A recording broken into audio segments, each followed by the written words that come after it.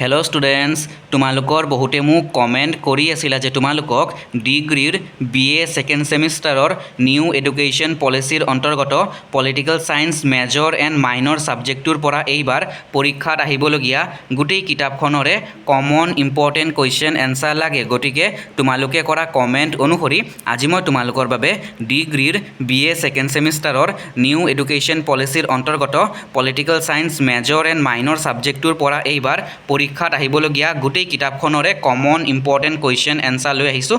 গতিকে তোমালোকে চিন্তা কৰিবলগীয়া অলপো বিষয় নাই, তোমালোকে ভিডিঅ'টো একদম শেষলৈকে চাই যোৱা।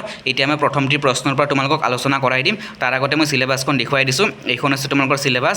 আজি আমি ইয়াৰে দ্বিতীয়টি অধ্যায় অৰ্থাৎ নাগৰিকত্ব আৰু অধিকাৰ, এই দ্বিতীয়টি অধ্যায়ৰ পৰা পৰীক্ষাত আহিবলগীয়া গোটেই কমন ইম্পৰ্টেণ্ট কুৱেশ্যন এনচাৰ আজি আলোচনা কৰিম।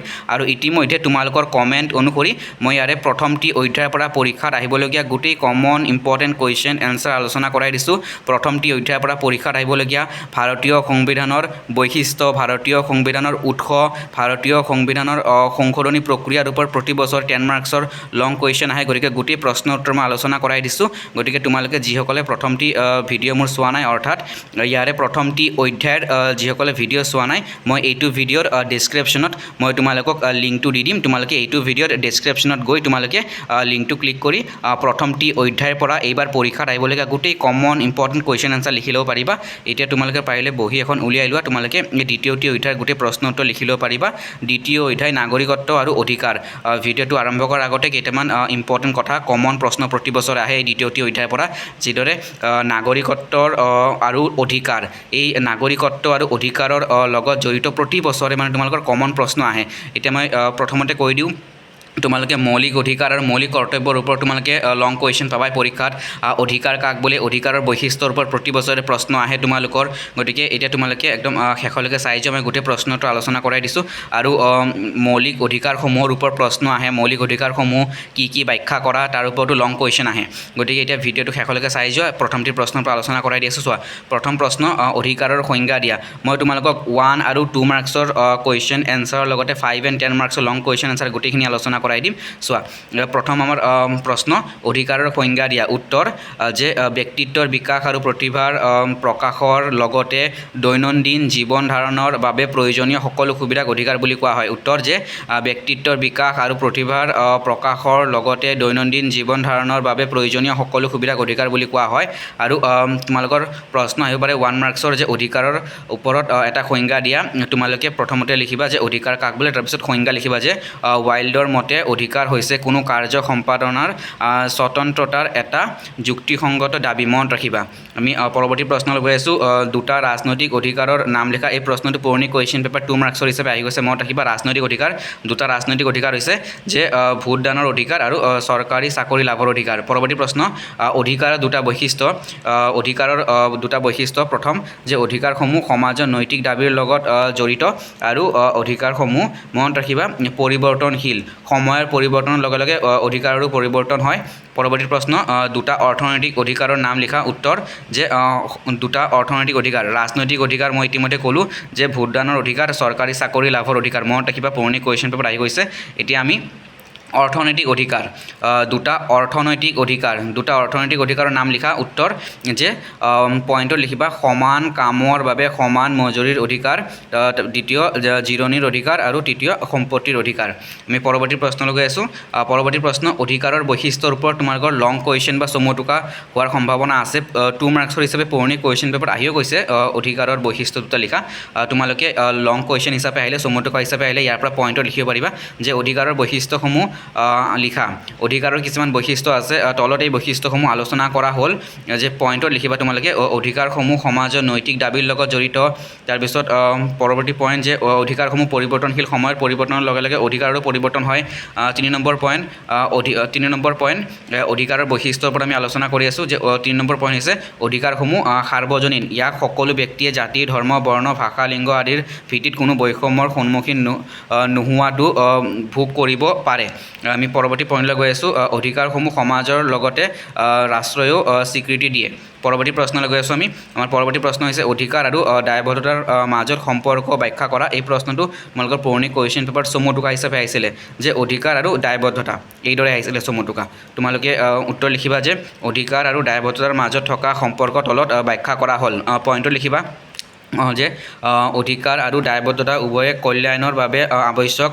পৰৱৰ্তী পইণ্ট অধিকাৰে মানুহক কৰ্তব্য বা দায়বদ্ধতাসমূহ সুকলমে সম্পাদন কৰাৰ সামৰ্থ্য দিয়ে, যাৰ ফলত আন অধিকাৰ উপভোগত হস্তক্ষেপ সৃষ্টি নহয়। মনত ৰাখিবা আন অধিকাৰ, ইয়াতে প্ৰিণ্টিং মিষ্টেক আছে, ফলত যাৰ ফলত আন অধিকাৰ হ'ব, ইয়াতে প্ৰিণ্টিং মিষ্টেক আছে, অধিকাৰ উপভোগত হস্তক্ষেপৰ সৃষ্টি নহয়। মনত ৰাখিবা।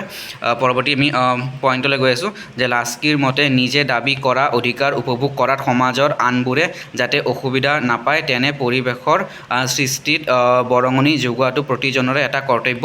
আমি পৰৱৰ্তী পইণ্টলৈ গৈ আছোঁ যে অধিকাৰসমূহ তেতিয়াহে ভালদৰে উপভোগ কৰিব পাৰি যেতিয়া সকলো মানুহে দেশৰ প্ৰতি থকা তেওঁলোকৰ কৰ্তব্যসমূহ ভালদৰে সম্পাদন কৰে। এনেদৰে উভয়ৰে মাজত ঘনিষ্ঠ সম্পৰ্ক আলোচনা কৰিব পাৰি। আমি পৰৱৰ্তী প্ৰশ্নলৈ গৈ আছোঁ। আৰু মনত ৰাখিবা দৰকাৰী প্ৰশ্ন আছিলে যে অধিকাৰ আৰু দায়বদ্ধতা। মনত ৰাখিবা অধিকাৰ আৰু দায়বদ্ধতাৰ মাজত সম্পৰ্ক। আৰু পৰৱৰ্তী আমি প্ৰশ্নলৈ গৈ আছোঁ যে নাগৰিকৰ অধিকাৰ সংৰক্ষণৰ উপায় সম্পৰ্কে ব্যাখ্যা কৰা। ইতিমধ্যে মই ভিডিঅ'টো আৰম্ভণিতে কৈছিলোঁ যে নাগৰিকৰ অধিকাৰৰ লগত জড়িত লং প্ৰশ্ন তোমালোকৰ হ'বই। চোৱা যে নাগৰিকৰ অধিকাৰসমূহ বিভিন্ন উপায় বা পদ্ধতিৰে ৰক্ষা কৰিব পাৰি। এইবোৰ হ'ল, চোৱা পইণ্টটো লিখিবা, স্বাধীন নিৰপেক্ষ আৰু শক্তিশালী ন্যায়পালিকা প্ৰতিষ্ঠাৰ জৰিয়তে নাগৰিকৰ অধিকাৰসমূহ সুৰক্ষিত কৰিব পাৰি। তাৰপিছত জনসাধাৰণৰ অধিকাৰসমূহ সংবিধানত অন্তৰ্ভুক্ত কৰিও নাগৰিকৰ অধিকাৰসমূহ ৰক্ষা কৰিব পাৰি। তাৰপিছত পৰৱৰ্তী পইণ্ট যে নাগৰিকসকলক তেওঁলোকৰ অধিকাৰ সম্পৰ্কে সচেতন কৰি বা সচেতন কৰাৰ প্ৰয়োজনীয় ব্যৱস্থা গ্ৰহণ কৰিও নাগৰিকৰ অধিকাৰ ৰক্ষা কৰিব পাৰি। পৰৱৰ্তী পইণ্ট যে আইনৰ শাসন হ'ল নাগৰিকৰ অধিকাৰ ৰক্ষাৰ আন এটা উত্তম উপায়। আইনৰ শাসনে সকলোতে আইনৰ দৃষ্টিত সমান জ্ঞান কৰে আৰু সমানে সুৰক্ষা দিয়ে। পৰৱৰ্তী পইণ্ট যে নাগৰিকে অধিকাৰসমূহ উপভোগৰ পথত থকা বাধাসমূহ আঁতৰ কৰিও অধিকাৰ ৰক্ষা কৰিব পাৰি। পৰৱৰ্তী পইণ্ট যে অধিকাৰসমূহ ভংগকাৰীৰ বিৰুদ্ধে কঠোৰ ব্যৱস্থা গ্ৰহণৰ দ্বাৰাও নাগৰিকৰ অধিকাৰ সুৰক্ষিত কৰিব পাৰি। আমি পৰৱৰ্তী প্ৰশ্নলৈ গৈ আছোঁ। আমাৰ পৰৱৰ্তী প্ৰশ্ন হৈছে ভাৰতীয় সংবিধানত থকা মৌলিক অধিকাৰৰ গুৰুত্ব। এই প্ৰশ্নটো পুৰণি কুৱেশ্যন পেপাৰত আহি গৈছে আৰু তোমালোকে পৰীক্ষাত পাবলগীয়া প্ৰশ্ন, মৌলিক অধিকাৰৰ ওপৰত প্ৰশ্ন পাবা। যে চোৱা যে ভাৰতীয় সংবিধানত থকা মৌলিক অধিকাৰৰ গুৰুত্ব। উত্তৰ যে ভাৰতীয় সংবিধানত অন্তৰ্ভুক্ত হৈ থকা মৌলিক অধিকাৰৰ যথেষ্ট গুৰুত্ব আছে। তলত মৌলিক অধিকাৰৰ গুৰুত্ব আলোচনা কৰা হ'ল। পইণ্টত লিখিবা তোমালোকে। চোৱা যে মৌলিক অধিকাৰসমূহে ভাৰতত ৰাজনৈতিক স্বাধীনতাৰ ভেটি স্থাপন কৰিছে। পৰৱৰ্তী পইণ্ট মৌলিক অধিকাৰসমূহৰ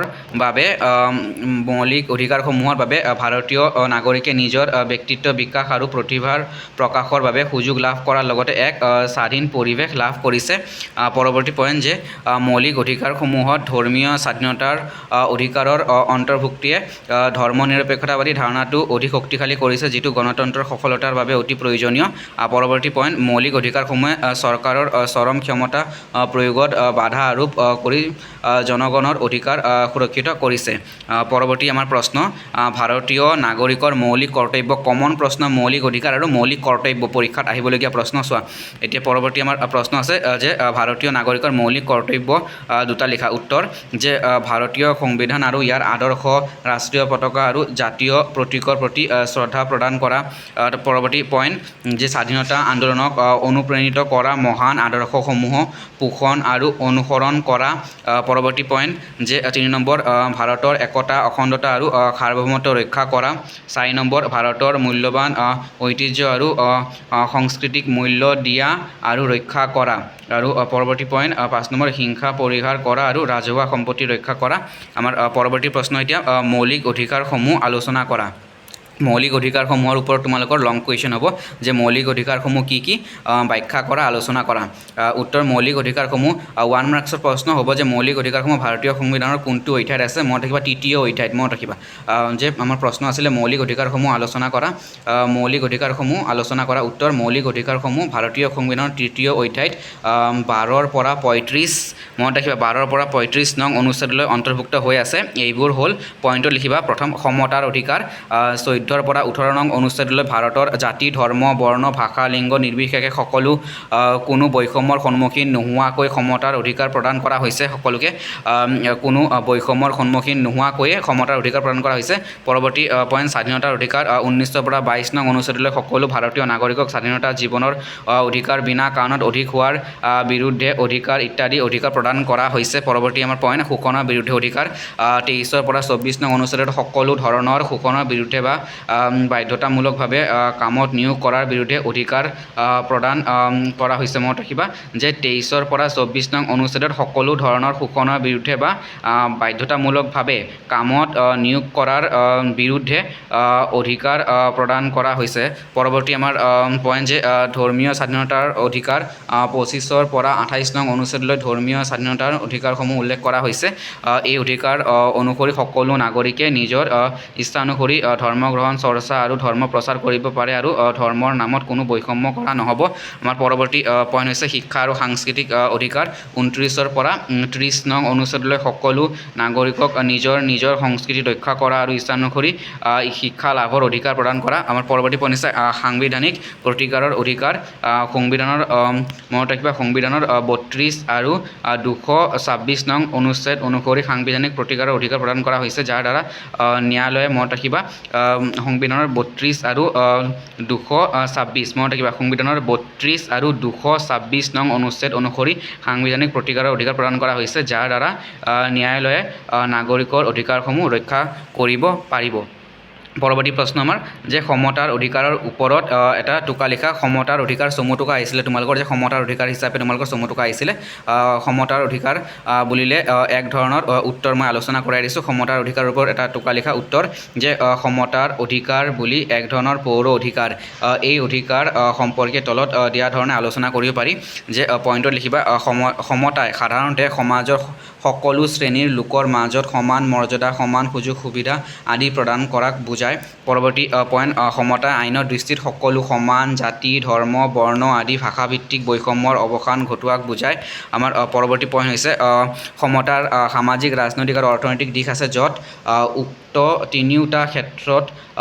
উক্ত তিনিওটা ক্ষেত্ৰতো মানুহক সমান অধিকাৰ প্ৰদান কৰা হয় মনত ৰাখিবা সমতাৰ সামাজিক ৰাজনৈতিক আৰু অৰ্থনৈতিক দিশ আছে য'ত উক্ত তিনিওটা ক্ষেত্ৰতো মানুহক সমান অধিকাৰ প্ৰদান কৰা হয় পৰৱৰ্তী পইণ্ট সমতাই সকলো ব্যক্তিক যিহেতু সমান মৰ্যাদা সুবিধা আদি প্ৰদান কৰাটো বুজায় গতিকে সমাজৰ মানুহৰ মাজত বৈষম্যতাসমূহ দূৰ কৰাৰ বাবে সমতাৰ অধিকাৰৰ প্ৰয়োজন মনত ৰাখিবা সমতাই সকলো ব্যক্তিক যিহেতু সমান মৰ্যাদা সুবিধা আদি প্ৰদান কৰাটো বুজায় গতিকে সমাজৰ মানুহৰ মাজত বৈষম্যতাসমূহ দূৰ কৰাৰ বাবে সমতাৰ অধিকাৰ প্ৰয়োজন গতিকে আজিৰ আলোচনা কৰিবলগীয়া প্ৰশ্নসমূহ এইখিনি আছিলে মই গোটেই প্ৰশ্ন উত্তৰ গোটেই কমন ইম্পৰ্টেণ্ট কুৱেশ্যন এনচাৰ পৰীক্ষাত আহিবলগীয়া গোটেই কমন ইম্পৰ্টেণ্ট কুৱেশ্যন এনচাৰ আলোচনা কৰাই দিছোঁ তোমালোকে গোটেই প্ৰশ্ন উত্তৰ ধুনীয়াকৈ লিখি ল'বা আৰু আমি ইয়াৰ পিছত পৰৱৰ্তী তৃতীয়টি অধ্যায়ৰ পৰা পৰীক্ষাত আহিবলগীয়া গোটেই কমন ইম্পৰ্টেণ্ট কুৱেশ্যন এনচাৰ আলোচনা কৰাই দিম গতিকে তোমালোকে ভিডিঅ'টো সকলোকে শ্বেয়াৰ কৰি দিবা গতিকে ভিডিঅ'টো চোৱাৰ কাৰণে সকলোকে যথেষ্ট ধন্যবাদ ভিডিঅ'টো ইয়াতে সামৰিছোঁ আমি আৰু ইয়াৰে